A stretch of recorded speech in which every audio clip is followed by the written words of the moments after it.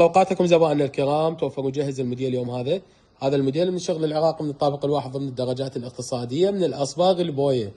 يمتاز عندنا بتسع قطع.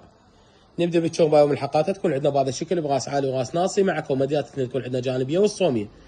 الصوميه راح تكون عندنا بلايد اسود قياسها 1.5 متر في 2 متر، تكون 6 ارجل.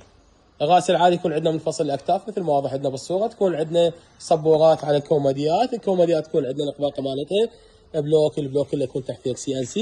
يكون عندنا نظام مجرات بهذا الشكل. علما ان المقابض راح تكون كلها مقابض خشبيه.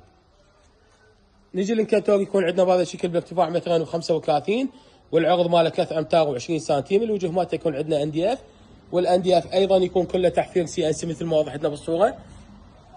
جودة الأصباغ تكون جودة عندنا عالية الدقة.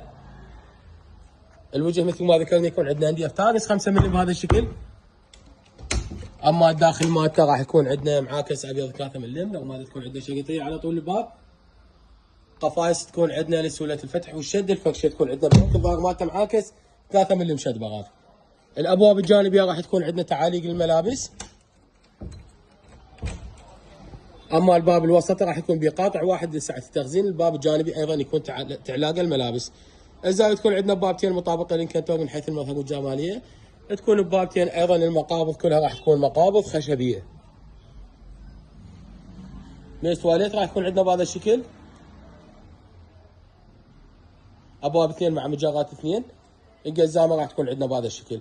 هذا الموديل راح يكون عندنا جاهز للحجز، علما ان الشازلون والطابلون والدوشق راح يكونون خارج سعر الغرفه. سعر الشازلون والطابلونيه عندنا ب 50,000 دينار فقط.